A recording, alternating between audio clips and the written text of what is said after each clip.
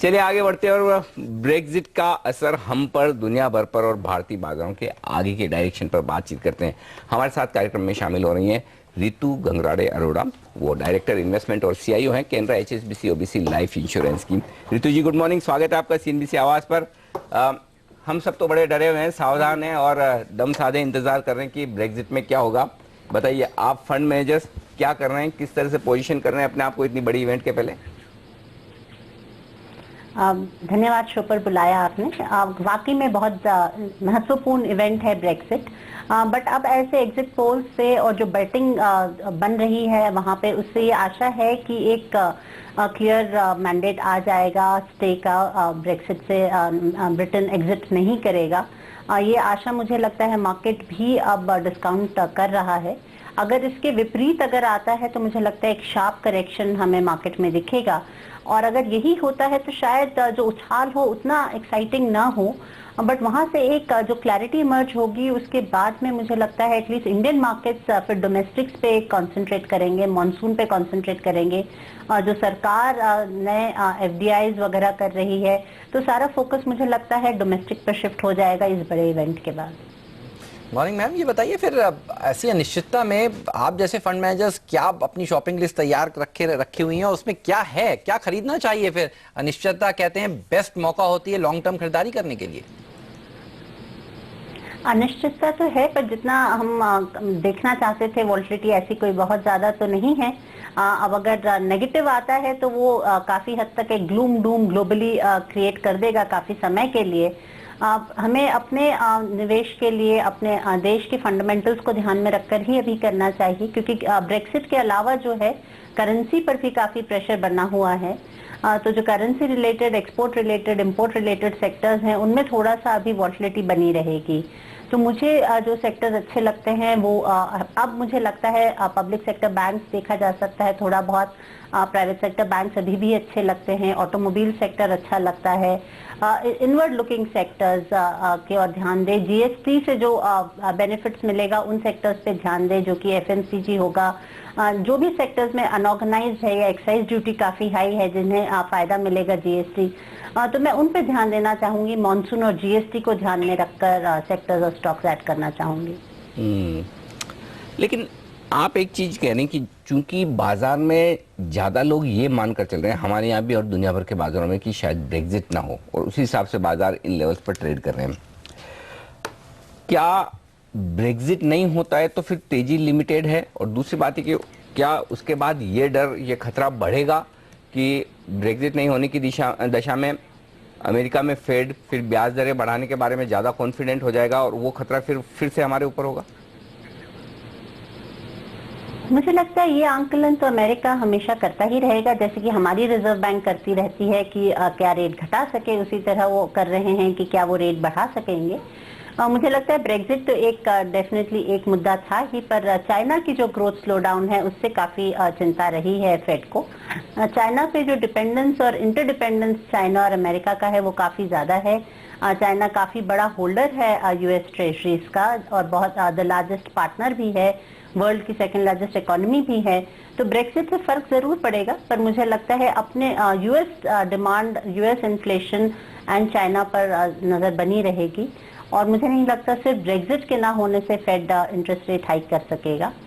हमें भी कुछ राहत मिलेगी, पर जो हमारे मुद्दे हैं, जो करेंसीज पर प्रेशर है, जो एफआईआई फ्लोज थमसा गया है, जून में थोड़ा सा ठीक था, और वो मुद्दे फिर से उभर कर आ जाएंगे। ये मुद्दा हटेगा तो मुझे लगता है जो ग्रोथ है, ग्लोबल ग्रोथ और इंडियन ग्रोथ, उसके मद्देनजर ब्रेक्सिट न होने पर भी एक बहुत बड़ा उछाल नहीं बनेगा, बट क्लैरिटी इमर्ज होगी। और मुझे लगता है इंडियन मार्केट्स के लिए अगले कुछ साल बहुत अच्छे रहेंगे। मैडम ये बताइए, अब क्योंकि अगला जो इवेंट है वो आपने जैसा बताया मॉनसून सेशन, जीएसटी बिल के होप्स, इसके अलावा तिमाही नतीजों पर भी सबकी नजर रहने वाली है। आपकी अपनी एक्सपेक्टेशंस क्या हैं? ये जो क्वार्टर के नंबर्स आएंगे वो पिछले क्वार्टर से बेटर हो सकते हैं? उम्मीद है कि बेटर होंगे। पिछले क्वार्टर में भी काफी कंपनीज, ऑलमोस्ट आधी कंपनीज ने इन लाइन या बेटर देन एक्सपेक्टेशन रिजल्ट दिया था। पब्लिक सेक्टर बैंक्स काफी हद तक पेन ले चुके हैं, तो मैं बहुत ध्यान से देखना चाहूंगी कि उनमें क्या सुधार दिखता है। बैंक्स एक दूसरा पहलू होते हैं इकोनॉमी के। और जो ग्रास रूट्स पर सरकार काम कर रही है उसके क्या नतीजे दिखते हैं, एफएमसीजी स्टॉक्स में क्या दिखता है, डिमांड ऑफ टेक में, ऑटोमोबाइल्स में, तो बहुत ध्यान से ये नतीजे देखने होंगे। ये एक टर्निंग पॉइंट हो सकता है हमारे इकोनॉमी के लिए और उम्मीद है कि अगले 3 से 6 महीने में ग्रोथ वापस दिखना शुरू हो। तो हिंदुस्तान की ग्रोथ पर ज़्यादा भरोसा किया जाए और वहाँ पर पैसा लगाया जाए, ये ज़्यादा सही रहेगा। लेकिन बैंकिंग स्पेस को लेकर काफ़ी कुछ एक्शन हुआ है। पहले लगातार बुरी खबरें आ रही थी, लेकिन अब कंसोलिडेशन की बातें हो रही है। एसबीआई के 5 एसोसिएट बैंक्स के मर्जर की हमने बातें की। क्या आपको लगता है इन लेवल्स पर बैंकिंग शेयरों के लिए, खासतौर से सरकारी बैंक्स के लिए जितनी बुरी खबरें आनी थी वो आ चुकी बाहर, और ऐसे में वैल्यूएशन आकर्षक हैं, देखना चाहिए या अभी भी इंतज़ार करें? बहुत ध्यान से देखना चाहिए, पर ऐसी कोई बहुत जल्दी भी नहीं है। ये स्टॉक्स पिछले 1 महीने में काफी चले हैं। बेस्ट परफॉर्मिंग सब सेक्टर कह सकते हैं, पब्लिक सेक्टर बैंक्स को सभी को बीट किया है। मेटल्स, रिस्क ऑफ सेक्टर्स चले हैं। तो मुझे लगता है अगर किसी भी तरह की गिरावट आती है तो इनमें निवेश करना शुरू कर सकते हैं। जो अभी करंट फंडामेंटल्स हैं उसके हिसाब से प्राइस काफी बढ़ चुका है, बट ये सेक्टर है जिसे नजरअंदाज तो डेफिनेटली नहीं किया जा सकता। बहुत चीप वैल्यूएशंस पर ये बैंक उपलब्ध हैं, तो इनमें निवेश तो बनाना ही होगा। सही समय की बात है और मुझे लगता है वो समय अभी से लेके अगले 3-4 महीने में आना चाहिए। मैम, आपकी आरबीआई से क्या एक्सपेक्टेशंस हैं? गवर्नर राजन जी के स्टेटमेंट्स जो आए हैं कि वो अब आगे सेकंड टर्म नहीं ले रहे हैं, क्योंकि उसके बाद से अब आपसे पहली बार बात हो रही है, उस पर आपका क्या व्यू है और आरबीआई से क्या एक्सपेक्ट कर रही हैं? अगस्त में कितनी ब्याज दरें घट सकती हैं?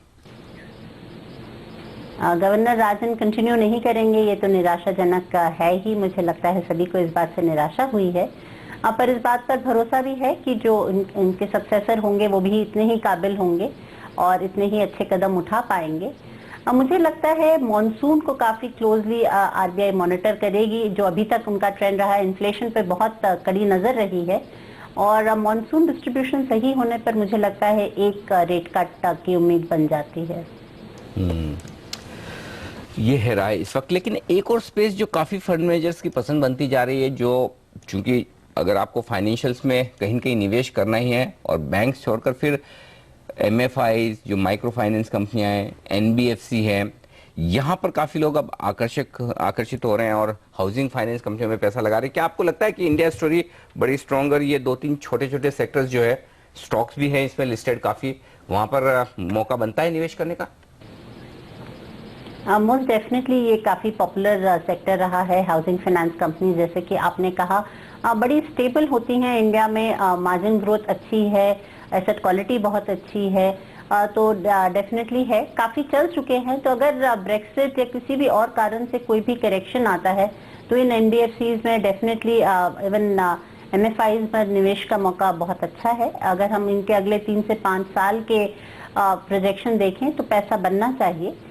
तो थोड़ा सा अगर जब भी मौका मिले इनमें निवेश जरूर करना चाहिए। हमारे भी निवेश इनमें हैं। मैम, और कौन से सेक्टर्स आपको इस समय अच्छे लगते हैं, और ये भी बताइए कौन से सेक्टर्स पर आप अंडरवेट हैं जिसको आप अवॉइड कर रही हैं इस समय?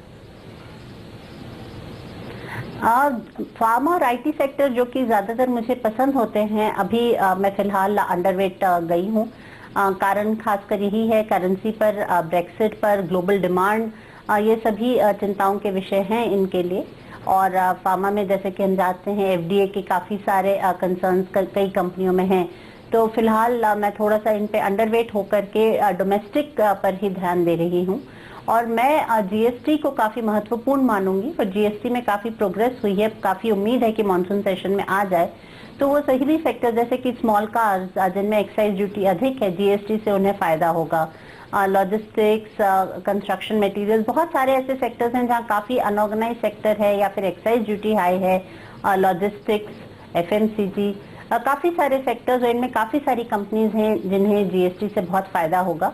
तो मैं मॉनसून और जीएसटी को अपना की थीम मानकर अगले कुछ महीने खेलना चाहूंगी, मार्केट में निवेश करना चाहूंगी।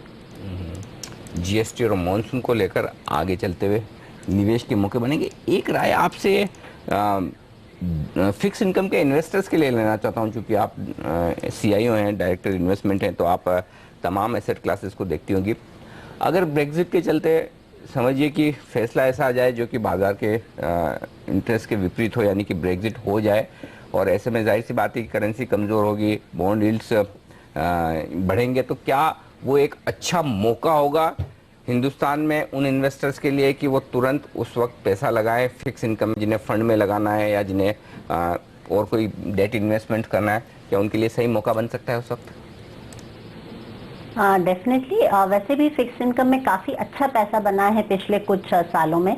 इंटरेस्ट रेट्स काफ़ी हाई थे तो एक यील्ड कैरी तो मिलता ही है, और उसके अलावा रुझान जो पिछले एक साल से रहा है, यील्ड्स कम होती जा रही हैं, जिससे एक मार्क टू मार्केट गेन भी मिलता है। तो फिक्स इनकम में डेफिनेटली जब भी जैसा भी मौका मिले ज़रूर निवेश करना चाहिए, और मुझे लगता है अगले एक साल में एक double digit return fix income भी देगा। और ऐसे कई साल रहे हैं पिछले अगर हम 5-7 साल देखें जब फिक्स इनकम मार्केट ने बहुत हैंडसम रिटर्न दिए हैं, जबकि इक्विटी मार्केट में थोड़ी उथल पुथल रही है। तो जो आप कह रहे हैं ये स्ट्रैटेजी बिल्कुल सही है, और पैसा बनने के पूरे बहुत अच्छे चांसेस हैं।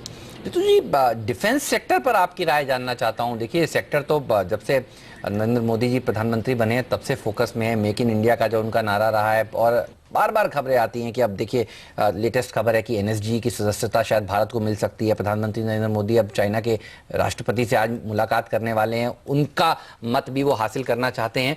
इस सेक्टर पर आप लोगों ने कोई रिसर्च करी है, खरीदारी की है क्या, या अभी इससे आप दूर हैं? ये सेक्टर बहुत लुभावना है जैसे आपने कहा, बट जो कंपनीज हैं बहुत कम हैं डायरेक्ट प्लेस, और जहां भी मौका मिला है हमने डेफिनेटली निवेश किया है। पर इस सेक्टर में मुझे लगता है आगे चलते भी अब हम एक्शन देखते रहेंगे, और नई कंपनीज और नए निवेश के मौके मिलेंगे। अभी थोड़े से लिमिटेड प्लेस ही उपलब्ध हैं इसमें। बहुत ज़्यादा लिस्टेड स्पेस में शायद कंपनियां बड़ी साइज़ की नहीं है, एक दो को छोड़ दें, तो इस लिहाज से ये एक मौका देखने वाली बात है। फिलहाल बाजार पर एक बार नज़र रखी जाए, क्योंकि मिड कैप इंडेक्स में थोड़ा सा प्रॉफिट बुकिंग का माहौल बनता हुआ दिख रहा है। 1/4% के आसपास का नुकसान मिड कैप इंडेक्स में आपको नजर आएगा, तो थोड़ी ब्रॉडर मार्केट में प्रॉफिट बुकिंग आती हुई दिख रही है। यही वजह कि 565 शेयर आपको मजबूत दिखेंगे, और 785 शेयरों में थोड़ा नुकसान के साथ कारोबार इस वक्त होता हुआ नजर आ रहा था। थोड़ा दबाव इस वक्त बनता हुआ दिखा है। एक और सेक्टर जो शायद बहुत फंड मैनेजर्स पसंद तो नहीं करते हैं, लेकिन सरकार चूंकि एक्शन ले रही है टेक्सटाइल का, कल हमने नई टेक्सटाइल पॉलिसी के ऊपर डेवलपमेंट होते हुए देखें, क्या आपको लगता है कि ये सेक्टर वाकई में आउट परफॉर्म कर सकता है, या फिर बेहतर मौके हैं दूसरी जगह? मुझे इस सेक्टर को और ध्यान से देखना पड़ेगा। ये सेक्टर पर करेंसी का भी काफी प्रभाव रहेगा, क्योंकि एक्सपोर्ट्स सिग्निफिकेंट होते हैं। पर मुझे लगता है काफी दूसरे सेक्टर्स अभी भी उपलब्ध हैं जहां पे पैसा बन सकता है। छोटा सेक्टर है, पर मुझे इसे और ध्यान से देखना पड़ेगा। सरकार ने जिस तरह से रिफॉर्म्स के ऊपर तेजी से काम किया है, ये हफ्ता ही देखिए 9 सेक्टर में एफडीआई को लेकर ढील देने की जो बातें हुई हैं, एक टेक्सटाइल सेक्टर के लिए एक बड़ा पैकेज का ऐलान करीब 6,000 करोड़ रुपए का। सरकार की इन कदमों को आप किस तरह से देख रही हैं? संसद में भी सरकार की कोशिश है जीएसटी बिल को पास कराने की। इस बार लग रहा है अगले हफ्ते तारीख आएगी संसद की तिथि की, मॉनसून सेशन की, और वो बिल पास होता हुआ नजर आएगा। ये बताइए सरकार के इस कामकाज को, रिफॉर्म्स को लेकर आप किस तरह से उत्साहित हैं? बहुत प्रोत्साहित हूँ, उत्साहित हूँ। बहुत अच्छे कदम हैं ये। इनका असर हमें इमीडिएटली शायद न देखने को मिले, क्योंकि ग्रोथ रिवाइव होने में कुछ समय लगता है, पर ये बिल्कुल सही दिशा में है, अच्छी स्पीड से आ रहे हैं। तो ये देखकर आशा जागती है कि अगले कुछ शायद 1-1.5 साल में इसका हम इफेक्ट देखना शुरू करेंगे ग्रास रूट पर, और बहुत सस्टेन्ड ग्रोथ मोमेंटम इंडिया में आना चाहिए। तो इंडिया ग्रोथ स्टोरी को लेके मैं काफी कॉन्फिडेंट हूँ। मुझे लगता है कि एक टर्निंग पॉइंट आ रहा है। अगले 3 से 5 साल के लिए निवेश करने के मौके छोड़ने नहीं चाहिए। रिलेटिवली अगर आप देखेंगे तो इंडिया ही लार्जेस्ट फास्टेस्ट ग्रोइंग इकोनॉमी होगा, और इस शायद एफआईआई मनी को भी अट्रैक्ट करता रहे। इस बारे में काफी डिस्कशन भी शुरू हो गया है, क्योंकि चाइना में ग्रोथ चैलेंजेस हैं। अगर इंडिया में ग्रोथ रिवाइव होती है तो क्लियरली हम एक बड़े यूनिक इन्वेस्टमेंट अपॉर्चुनिटी होंगे एफआईआईज के लिए भी। तो ये बहुत अच्छा मौका है। हम अगर भारत में हैं और अगर इस मौके को चूक जाते हैं तो ये बहुत बड़ी गलती होगी। तो मैं तो इंडिया स्टोरी ही प्ले करना चाहूंगी अगले कुछ सालों के लिए, और एक सशक्त पोर्टफोलियो बनाना चाहूंगी और ये मानती हूँ बहुत अच्छे रिटर्न्स बनेंगे अगले कुछ सालों में। एक और सेक्टर जो दुनिया भर के बाजारों से और ग्लोबल इकोनॉमी से बड़ा प्रभावित होता है वो है आईटी का और इनफैक्ट दूसरा फार्मा का। फार्मा शेयर तो काफी अंडर परफॉर्म करते हुए दिखे हैं भारतीय बाजारों में, लेकिन आईटी शेयर ठीक ठाक से प्रदर्शन कर रहे हैं। इन ग्लोबल घटनाओं के बीच में क्या ये दो सेक्टर ऐसे हैं जहां पर पैसा लगाना चाहिए? जैसे कि मैंने पहले कहा, मैं इन सेक्टर्स को काफी पसंद करती रही हूँ, पर फिलहाल थोड़ा सा अंडरवेट हूँ, आईटी पे करीब न्यूट्रल हूँ। इसमें अभी ग्लोबल ग्रोथ का इम्पैक्ट दिख रहा है। जो टेक्नोलॉजी चेंज हो रही है आईटी सेक्टर में, क्लाउड बेस्ड, मुझे लगता है हमारी कंपनियां अपना बिजनेस मिक्स चेंज करने का पूरा प्रयत्न कर रही हैं, टैलेंट पूल रियलाइन कर रही हैं। उसमें थोड़ा सा समय लगेगा। करेंसी का जो ओवरशैडो होगा, जो वॉलिटिलिटी होगी, क्रॉस करेंसी चैलेंजेस आएंगे, वो इनकी बैलेंस शीट्स में दिखते रहेंगे और ग्रोथ उतनी तेज नहीं है जितनी हम पहले देखते रहे हैं। तो मैं थोड़ा सा, क्योंकि डोमेस्टिक पर फोकस कर रही हूँ, इन सेक्टर्स पर मैं अभी अंडरवेट रहना चाहूंगी।